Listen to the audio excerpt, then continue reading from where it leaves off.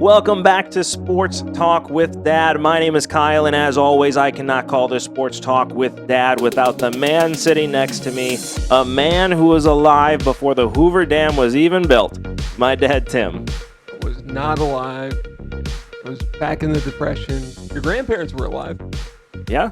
Like a big deal back then. It's still a big deal to this day. You know the concrete in that thing is apparently still drying.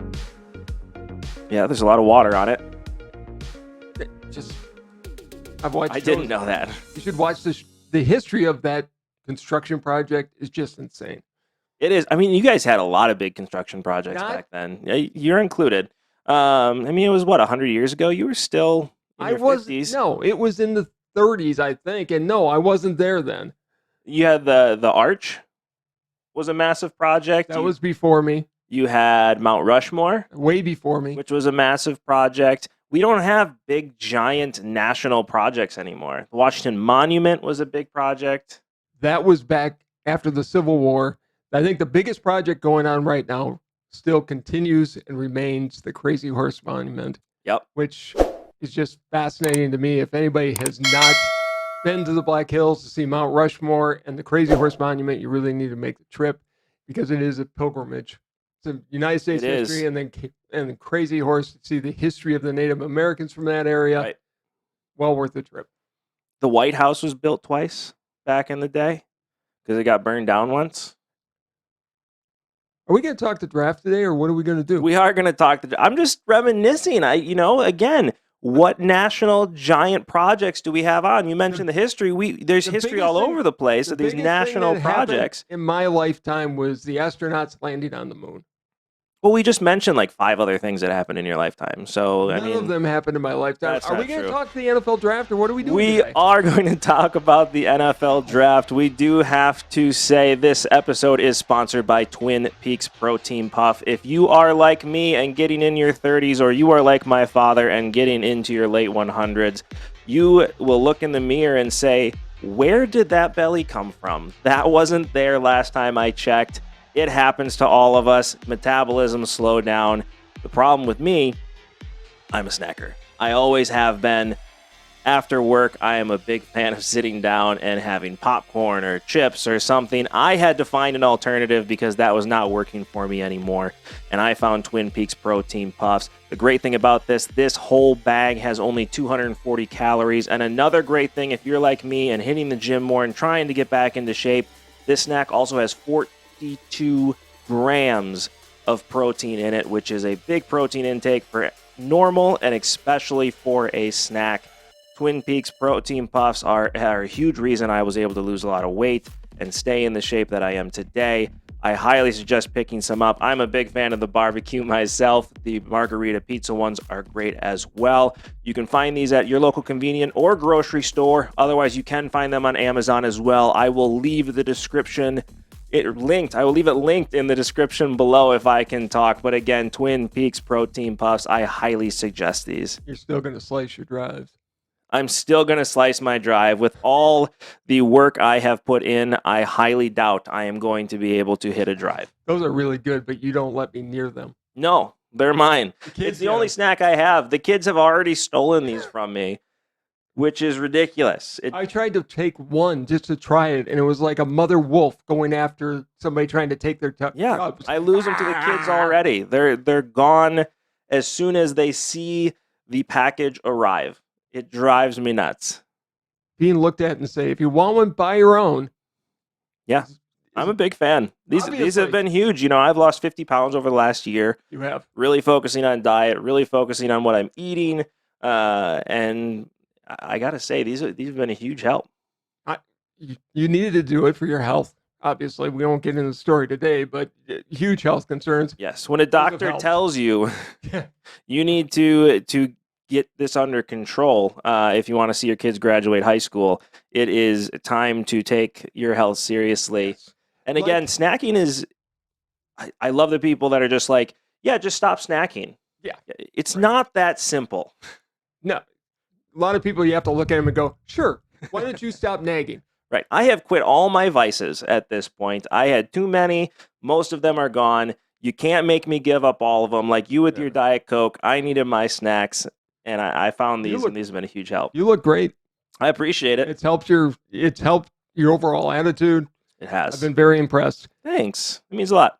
You and NFL draft prospects have been working out real hard lately. I have not been working out as hard as the NFL draft prospects. I can promise you that. I've seen some of the workouts those guys do. I cry after an hour at the gym. I can't imagine what these guys feel like after their 4-hour workouts.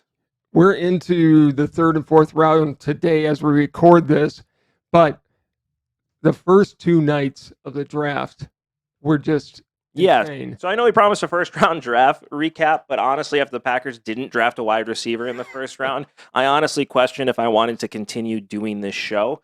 So I'm like, I need a break. I can't do this today. I am too mad. I'm going to yell. I'm going to scream. We need to wait and see if the Packers actually draft a wide receiver. And luckily enough, they traded up and drafted the guy I thought they were going to get in the first round. I was not unhappy with the Packers draft, with what they took. I'm not now. Look, when first things, we're going to each do our takeaways. I'll give you one of mine right now. Defense wins. You have to have a good defense in this league. Green Bay has lost. My voice is going again. Excuse me, everybody.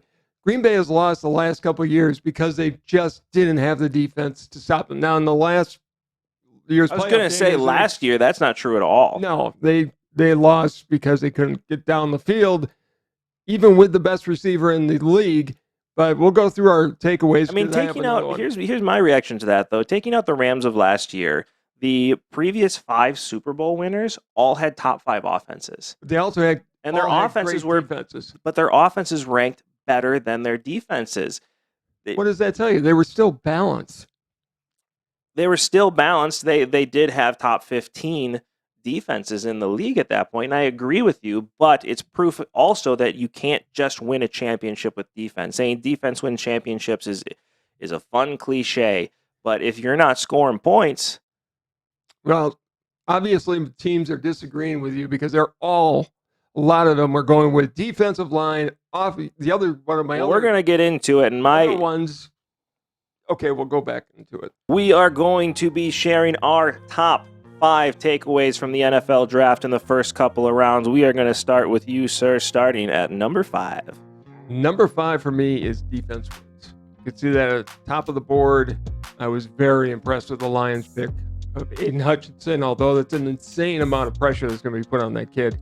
But I think teams still have the feeling, in spite of needing to balance offense and defense, and the quarterback is still a key position on the field, you've got to have big, athletic defenses in order to win in this league. I agree. A lot of defensive players taken this year. My number 5 takeaway is the name of the game is protect the investment. Quarterbacks are getting more money than they ever have before. The money is getting bigger and bigger, and you need to make sure you protect those. We are seeing more sacks in the NFL than we have ever seen before. There are bigger, faster athletes on that defensive side of the ball. This year, 9 offensive linemen taken in the first round, which beats the average of the last 10 years, which is 6 per first round. Obviously, we're seeing we need to protect these quarterbacks more, especially look at the Packers alone last year. How much did they rely on depth to get even to the playoffs? I mean, they had 8 different starting combinations at the offensive line. They lost their big left tackle and still managed to keep Aaron Rodgers standing upright. Name of the game is protect the investment. Okay. My number 4 is going to lead right into that. Size still matters in the NFL. You need to go and draft the big offensive linemen that are going to protect and be able to clear out the traffic for your wide receivers and for your running backs, and to protect the QB. The size of these offensive linemen they've taken are just insane. We are not far from seeing a 400-pound offensive lineman in the NFL. And they're athletic. Yeah. It's just the size of some of these guys blew me away. But what impressed me even more was the speed and the athleticism of that. So that's my number 4. My number 4 is the Lions and Jets may have just turned their franchises around. they certainly have had I'd say so far, the best drafts. I never thought in a million years that you would say the Lions and the Jets are winning franchises in the same sentence in my entire life. But the Lions, I am so impressed with the Lions right now for not drafting a quarterback.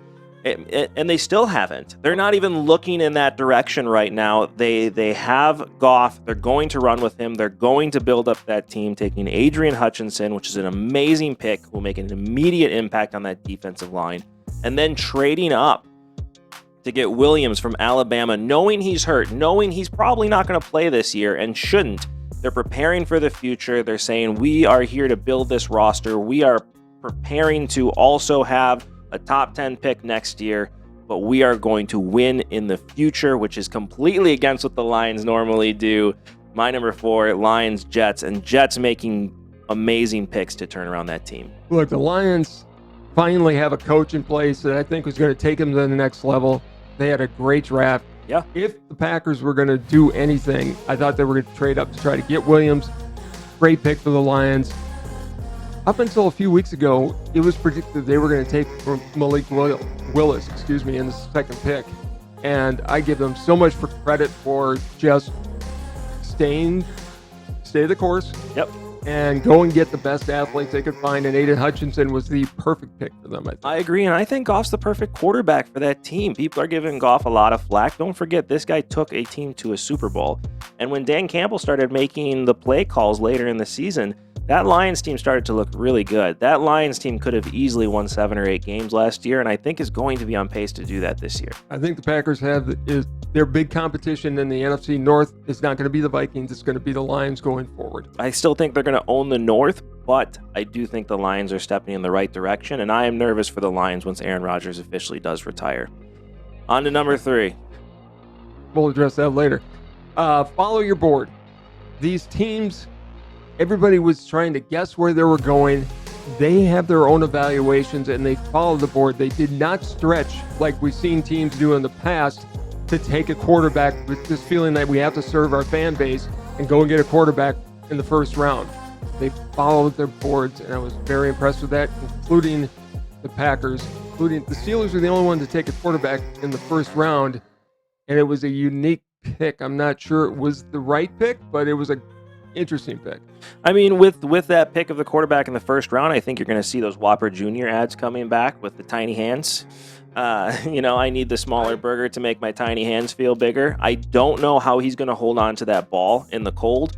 Obviously, people are going to say, well, he played at Pittsburgh. He was there. It's a smaller ball. Check out our show from earlier when we were actually testing this. You have 8.5-inch hands, and you were struggling holding on to that ball. I don't want to hear about this thumb bends random ways, whatever baloney stuff that people are talking about. It doesn't change the fact that, as we just discussed, you're going to have 300-400-pound guys coming at you, swatting at that ball, and it's not going to stay in your hands. He carried it very loosely, too. He's going to have to get much better at protecting that ball. But he's going to be able to sit. Trubisky's going to be the starter there for at least next year. I think the next couple years. I think that's a luxury that they've got Trubisky so he can sit behind him.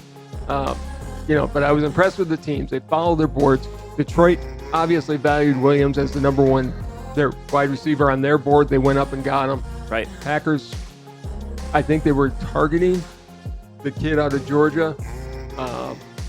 When he didn't fall to him, they went ahead and they went defense. Yeah, I agree. A lot of people stayed put, especially in the top 10. It's really later on where you saw a lot of movement happen and a run on wide receivers. But my number 3 is defense, especially when it comes to the Dogs. Draft started with 5 defensive players taken, the second most of all time, just shy of the 6 defensive players in a row taken in 1991. 16 overall in the first round, which means 50% of the first round was defensive players, which we have not seen the likes of in a very long time, and 5 of them from Georgia alone. 2 of them going to the Green Bay Packers. So, I mean, that gives the Packers 3 Georgia defensive players on our team. Apparently, we like that Georgia defense so much, we're trying just to draft it. But yes, defense is the name of the game. These offensive players are getting faster, they're getting stronger, and speed is definitely what kills on the defensive side as well, and that's what was drafted. I just give credit to the SEC in general their coaching down there and the speed that they have translate the best to the NFL. Yeah. You look at the Big Ten, they've got the big offensive linemen, and that's where a lot of teams are going to. But Right. if you want speed, especially on defense, you've got to go to the SEC. I agree, and it's funny, the old Al Davis was, get me the fastest guys on the field and we'll win. I mean, those Raiders teams that were winning Super Bowls, I don't know if they could keep up with the speed that's out there today. I mean, these guys, if people aren't running a 4.3, we're thinking they're slow at this point. I remember growing up, these guys were running 4.6, and we're like, man, that guy's fast. Now 4.6, it's like, oh, you just hurt your draft stock. I mean, these guys are lightning. And it's fun to watch. So my number 3, defense. You got to have a good defense, and that's what the NFL drafted for this year. All right, moving on to my number 2. Wide receiver is the must-have position on offense, more than the tight ends, more than the running backs. This year, even more than the quarterbacks. Yeah. The wide receivers that were taken, I know it was a deep wide receiver class as witness, but it was also, I'm seeing a lot more of the college teams. The games are so close now. They're developing wide receivers in the college game Right. that are stepping in and should be ready to make a difference right away when they get there. Yeah, look what happened with Jamar Chase last year. I mean, Jamar Chase is a big reason the Bengals went to the Super Bowl last year. He was able to step in immediately, had that chemistry already built with Joe Burrow, and obviously it took him within a game of being champions of the NFL. The big key is, for me, along with the wide receiver, is going to be developing that symmetry and that coordination with your quarterback. I think quarterbacks have to be there for some of the OTAs, and I'm speaking specifically of Rodgers. He doesn't like to do those, but I think when you've got a young, new quarterback class, it's very important to develop Forget that though, chemistry. especially with Aaron Rodgers, that's a new thing. Last year was the first year he ever missed even voluntary OTAs. He has been there for every single practice since he has been in the NFL, and even has shown up to rookie camps. I think we're changing the narrative a little bit on Aaron Rodgers here, saying, oh, he doesn't want to go to OTAs. That's fine. He's getting older, but let's not say he's sitting here and doesn't ever show up to these things. Aaron Rodgers has been at every single OTA his entire career until last year. He needs to be there this year if they're going to have a chance. With the new wide receivers, I think it's definitely important for him to be there, but that's not my decision. This guy's a Hall of Fame quarterback, a back-to-back MVP. I'm going to trust him on what he thinks is right to prepare him for the season. How many Super Bowls did he win? He's won one, more than I have, and he's played more snaps in the NFL than I have, won more MVPs than you or I have. I'm going to trust in the NFL MVP. Okay. I don't understand people that don't want Rodgers around, but that's getting off the topic here. And I do want him around. If I'm going to criticize anybody for the lack of Super Bowls, it's going to be the Packer organization. 2 in 30 years, they should be sued for not supporting their fan base. But anyways, getting on to my number 1. I didn't even say my number 2 yet. Oh, I'm sorry. I think you did. Go ahead. My number 2 is Bill Belichick is clearly messing with people in the NFL. He drafted a kid who didn't even have film to show once again on draft night, drafting an offensive lineman from a non-FCS school in the first round who 100% would have been there in the second round for him to draft. This guy, I will tell you, the Super Bowls and wins stand pat. He looks at football players, and I think that's where he's different. Ron Wolf famously said sometimes we get caught up with the athletes in the first round. Why was Ron Wolf? Why was Ted Thompson? Why is Bill Belichick so good at drafting late in the rounds? Because that's where you have to look for the football players. You have to look for the football players that aren't as talented as the guys ahead of them, but are going to put in the work and the sweat to be better. In the first round, there's so much talent there. There's so much speed. There's so much strength that sometimes you look at the athlete and you say, I can turn that guy into a football player. He has all the potential in the world. Obviously, Bill Belichick doesn't look at it that way. He's like, I don't care. I am going to make sure I get my guy who is a unbelievable football player. And he's had success turning these guys into Pro Bowlers. Well, once again, they got buried in the reviews. People are giving them grades of C's and D's and whatever that they could have, they picked a stretch to get up and take him. I agree with you. Belichick plays a different game. Their war room has like 2 people in it.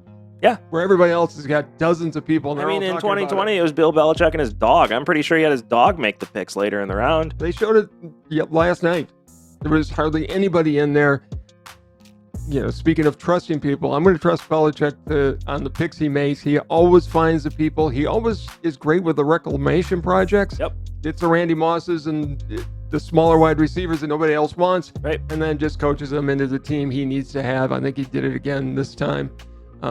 It works. The wins in Super Bowl speak for themselves. I think they got a guy who's going to be there to protect Mac Jones, especially on the inside. Mm-hmm. He'll definitely be more of a guard.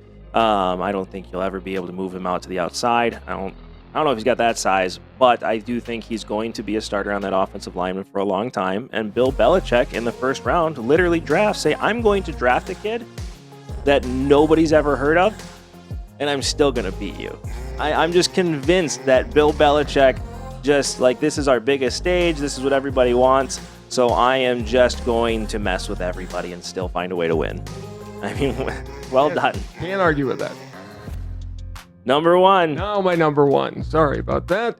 My number one is some teams will go out and pay big dollars for their wide receiver talents. Other teams are just going, no, we're going to draft it. We're not paying people mega contracts for that position. Right. You look at the trades that were made even before the draft.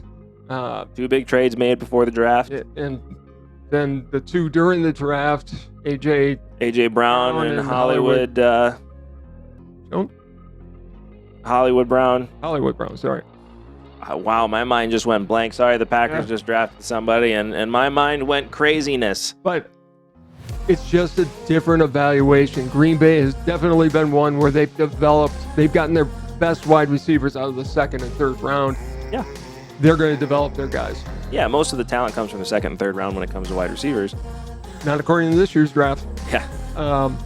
My other part of that, and it's a 1A, will be which ones of the first round picks are going to be the big busts? Because there's going to be, and that's almost as much fun as watching the draft. It's all right, who's going to be the guys that just don't want to be there? You look at the guy Thibodeau from Seattle. He was auditioning for his job after football before the draft even took place. But it's interesting to watch the teams and the different ways they evaluate their talent. Some people want to go and make the trades and bring in their talent. Most teams are still developing through the draft. Yeah, I always hope nobody busts, right? You always want to see these guys have long careers. But some of the guys don't want to be there. Some of the guys got paid and haven't necessarily, this was a means to an end, is where they get pushed, and all of a sudden they're completely on their own, and they've got all the God-given talent in the world. They don't have the passion. Right. And in the NFL, you need the passion. Right. That is the big difference. Everybody else is now the same size as you. Everybody else has the same amount of talent as you. You are a part of the 1% that everybody else in this league is a part of. Right. And if you're not going to put in the work, you're going to get swallowed alive. And then you also see the 6th round draft picks. Yeah. That just work from the moment they get out to the moment. Donald Driver is a perfect example of that. Yeah. And it just becomes an outstanding player. Jerry Rice is probably the poster child for that. While he was a high draft pick, he went out and worked to become the greatest of all time. And he's the poster child. I would say him and Junior Seau is another one I always look at. Those are the guys that combine it all, right? Hall of Famers are the guys that have the talent and put in the work. They're waking up at the crack of dawn to make sure they're catching balls or making tackles or reading defenses. Those are the Hall of Famers, and that's what you're obviously looking for in the first round. And we won't know who is going to bust it, but it will be the guy who decides not to put in the work when he gets to the next level. And you're number one. My number one, you and I had the exact same idea. I have a 1 and 1A as well. My 1A being that the NFL is clearly happy with the quarterbacks that they have in the league right now. And there is a lot of talent. We have Baker Mayfield, a former number 1 overall pick, who is number 3 on a depth chart right now, who hasn't moved. We have Jimmy Garoppolo, who has taken several teams to the NFC Championship and taken one team to a Super Bowl, who is sitting there as possibly a backup on a team right now. There's a lot of talent in the NFL, and as you said earlier in yours, teams are okay not making that reach. They're okay sitting there saying, you know what? I'm good with what we got, and we'll see how far these guys fall. I will say I did call Malik Willis falling out of the first round. You did. I am taking that as a win. It's about the only thing I got right. But I am taking that as a win at the fact that he just... Teams obviously didn't think this group of quarterbacks were very good. Kenny Pickett, obviously they had him pegged from the word go, but he could have even fallen out of the first round. The Steelers were the last chance for a quarterback to be drafted in the first round unless somebody traded up. If Pittsburgh didn't take Pickett, no quarterbacks were going to be taken in the first round. I agree. Like I said, unless somebody traded up to take one. There were no other teams left that wanted a quarterback. My number one, and I think this is 100% true, this is now a wide receiver-driven league. Period. That is the most coveted position. That is the most sought-after position. That is the most talented players. Wide receivers are everything in this league now, and if you don't have them, you are not going to win. A.J. Brown being traded, Hollywood Brown being traded. You see Devontae Adams getting a big contract, Tyreek Hill being traded and getting a big contract. 13 wide receivers were taken in the first 2 rounds of this draft. It's a vertical game now. It is a vertical game. You have to find the guy that can outrun everybody. If you don't have that, then you are not going to win. You have to find and the crazy thing is too, you used to be able to win with just one wide receiver, right? Yes. You have the Sterling Sharp out there. You have the Megatron out there, right? You even have the Devontae Adams to show today. You can just get him the ball, and that's all you have to do. You'll find ways to win, but today's NFL isn't that way. You have to have at least 2 guys, if not a third, that can come over the top and make a difference for your team and that can step up in big moments. And if you don't, you are going to be an early exit out of the playoffs if you make it there at all. I think you have to have a balanced wide receiver core. You've got to have the guy that can take the top off and just race down the field and catch the ball. Right. But you better have somebody who can run a route across the middle and isn't afraid to take the hit, because that's the guy you need on a 5th and 8 or a 3rd and 8, excuse me, right, to get that first down, where you don't see that very often. There's a lot of guys that just don't like going across the middle. There are. I think it's less and less in the league now because those big hits really aren't the things that they used to be anymore. But they're still there. They are still there. You definitely don't have a lot of Randall Cobbs in the league. I mean, he was a guy that definitely wasn't afraid to go across the middle and take a hit. Also a reason why his career hasn't lasted as long as you'd like it to. Well, and your running backs have better be able to catch the ball. The running backs need to catch the ball. No running backs taken in the first round at all. No, I think our number ones were different sides of the same coin. They were. And what's crazy with this draft as well, not only was only one quarterback taken in the first round, but another quarterback was not taken until the 9th pick of the third round. 10th pick of the third round. Another quarterback wasn't taken. No quarterbacks in the second round. When's the last time you can remember no quarterbacks being taken in the second round? Well, I think teams have gotten so burned by making a stretch to go and getting that guy. They just don't want to make that mistake anymore. They'll develop what they've got. They'll go out and get the Jimmy Garoppolos who are proven winners and can still lead a team. Right. I look at the Steelers taking Kenny Pickett. They've got Trubisky, who's their guy this year and probably next year, so they can develop Pickett. You look at what the Packers did back in the day when they went and got Rodgers, knowing he was going to sit for 3 years. I still think except for the rarity, most kids coming into the NFL need to sit for a year or two and really learn the defenses, learn how to read them, learn the speed of the game. It's different speed altogether. You've got to have all those skills, and you're not going to get them if you go from the draft at the end of April to leading a team at the first part of September. There's just not the time to get you there. Right. I mean, you look at even the best quarterbacks. Look at Trevor Lawrence, right? Who played against Alabama, who played against a lot of solid teams. Even against that Alabama team, he was facing what? 5 or 6 of those starters were going to be on NFL rosters in the next year. Maybe 1 or 2, maybe 3 of them were going to be starters in the NFL, and one of them was actually going to be a star in the NFL, where now you're at an NFL defense, and that whole defense is filled with starters in the NFL. It's just a different realm, and when you look at it from that perspective of, oh, yeah, these guys all are NFL talent now. which no matter who you play, that team is not filled with NFL, especially not NFL-ready talent. You can't make a mistake at quarterback because if you do, it's going to be picked off. Yeah. And you've got to be ready to go in. And it's not just about being able to run and being able to throw. It's being football smart and having the intelligence to dissect the offense you're seeing. I think it did Malik Willis the biggest favor he could have gotten was to drop. Yeah, I agree. There's too much pressure on a kid from Liberty to go in the first round.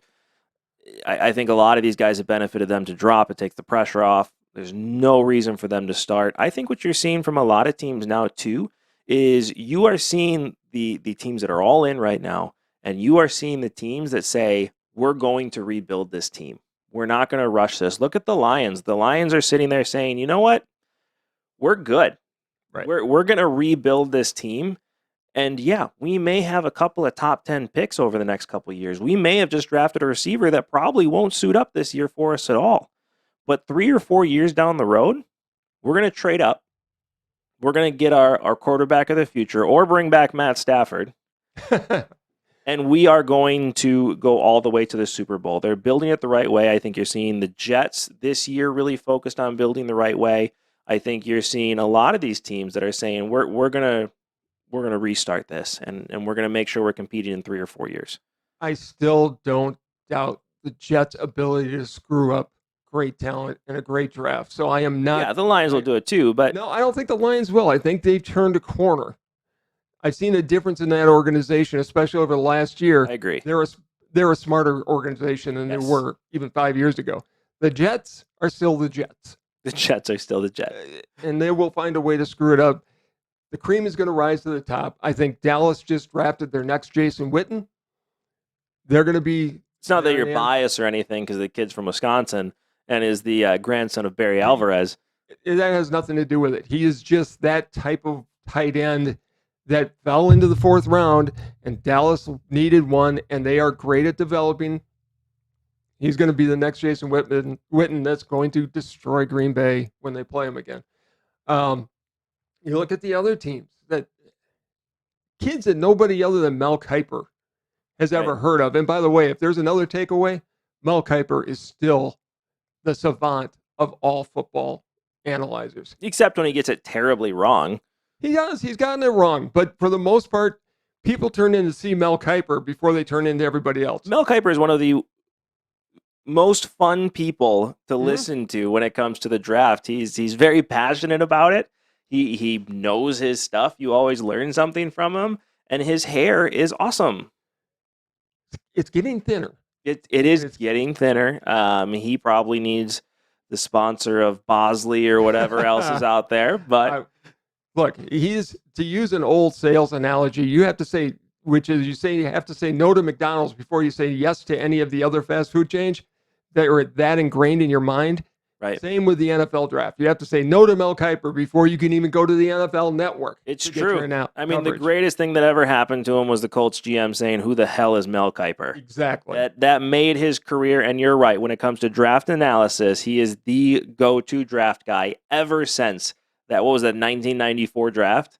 1980, like 82 or 83 draft. He's been around. That's not when the Colt comment was made. He joined ESPN very early in their run. Right. No, he's been there for a while. I'm just talking about.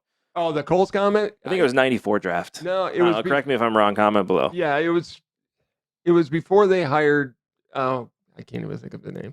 I don't know. That was your time, man. It was, and Hall of Fame GM built the Colts. Built a couple. His name escapes me, so please comment and make me not feel so stupid. But. And like and subscribe while you're there. Thank you. Yeah, he's taking away my my run on that. Sorry. But those are our top 5 takeaways. We obviously want to know what you guys think. There's still a lot of drafting to do here today. Hopefully, we're going to see some more big moves. This is, again, where you build. I mean, this is the 4th to the 7th is special teams, right? This is where you find your guys. You're not going to find the Donald drivers that are going to be starting most of the time. You're not going to find you're definitely not going to find the Tom Brady's, right, who become the greatest quarterback of all time. Until you do. But really, what the focus needs to be now, this is where teams are going to build their special teams, and they're going to find that roster on there. And they that's find their diamonds in the rough. that are going to play on special teams for a year or two, and then they're going to step in and they're going to be the leaders of their organization. You know, the NFL has proved once again through this, with all of their faults, this is most guys' second Christmas. Yeah. 3 nights, 3 days, you're just watching the draft. And they own the off season. And baseball takes a back seat during this period of time. Even with the basketball playoffs going on, everybody's tuning in for the NFL draft. They are. The NFL does it the best. This is like Christmas and Hanukkah combined. Half the days of Hanukkah, but you get all the presents of Christmas. It's just a matter of which toy now is going to break come the next couple of years and which ones are going to last you for years to come. I came up with that analogy on the spot, and that has to be some of the greatest broadcasting I have done in my entire life. I'm not saying it. I'm just not going to do it. It was a good analogy, so I'm going to let you have it. I appreciate it. This has been a fun draft. We will probably be talking about it again on the show on Monday. Tuesday, excuse me.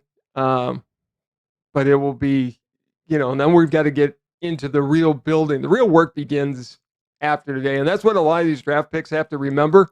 This isn't the end. This is just the beginning. Right. And I think you're still going to see a lot of free agency moves. There's still free agency wide receivers out there, even though that we have seen a lot of wide receivers drafted in the first few rounds and even more in later rounds.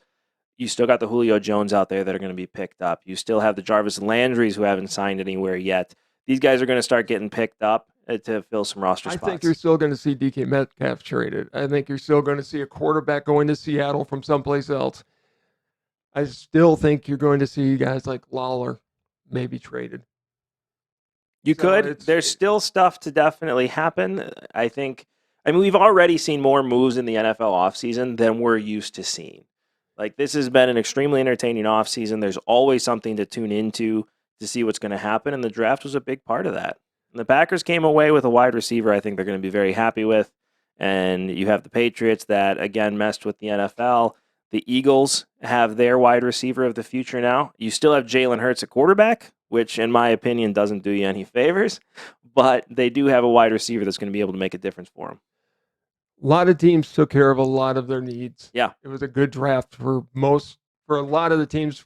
Some of them make huge mistakes. I think going up and drafting Darryl Stingley Jr. so early in the draft may have been a mistake, but we'll see how that plays out. We will. Which toy is going to break, man? That's the big question. I think the absolute winner in my book so far has been Detroit. I just have been impressed with them. They've taken care of their needs. They're building towards their future. They made bold moves. I agree. I think the Detroit Lions will be the next kings of the North. That is that's my pick for the winner as well. I don't think it's necessarily in this draft, but in this organization philosophy. If I'm a Lions fan, I am extremely happy with the fact that we not only walked away without taking a quarterback and reaching for a quarterback we didn't fully believe in just to appease the fans. We walked away with some solid players. We traded up thinking about the future. I think the Lions organization is in good hands going forward. And I kind of tipped our next show. We'll do our winners and losers of the NFL draft on Tuesday. But for this one, it's been a great Christmas. It almost goes into the Christmas doldrums after this. Like, oh no, it's over with? Christmas what? Doldrums. I've never heard that phrase in my entire life. Never heard of the doldrums? It's kind of the letdown after the event. I've never heard that phrase uttered. I'll buy you a dictionary. Listen, I learned vocabulary from you, so it's not like you can sit here and say, oh, you're dumb, when you're the one that has never used that phrase around me in my entire life. Well, I've used the phrase. I'm sorry if you weren't around to hear it. Whatever. You got your toilet paper word of the day. Clearly that was on there and you found a way to use it, and now you're trying to make me feel dumb. No, I'm not. I'm not. You should have known that word. It's a good word. I don't have toilet paper word of the day. I don't either. Where did I don't that pay come attention from? to it. That's the only thing I can think of where that word came from, where now you're like, you've never heard of doldrums? No, you've never uttered that phrase ever in your entire life. That is not true. I have used it often. Sorry you missed it. Wrap up the show. You and I talk every single day. Yes. And have for a long time. Yes. You have never used the word doldrums in your entire life. You just didn't listen closely enough because I know I've used because the I word. picked up on doldrums here very quickly. I'm pretty sure if I would have heard you use it, it would have been my same response of what does that word mean? Now watch, there'll be a comment saying I used it wrong, and then I'll feel really stupid. But I don't think I did. Making up words I didn't make up a word. and trying to make me feel dumb. I did not. I use that phrase all the time. You've never used that phrase in your entire life. I have no clue what that word means. It came right up. Doldrums, a state or period of inactivity, stagnation, or depression. I used it correctly. It was a good word. It was a perfect word for that You time. used it correctly, but don't sit here and act like You heard I'm it. sophisticated and use these types of words all the time. Okay, doldrum is not exactly sophisticated. It's not. Well, it's a word I've never heard of with more than one syllable. You So learned something from me today. I did learn something There you from go. you today. Happy to help. We'll take that away from this conversation.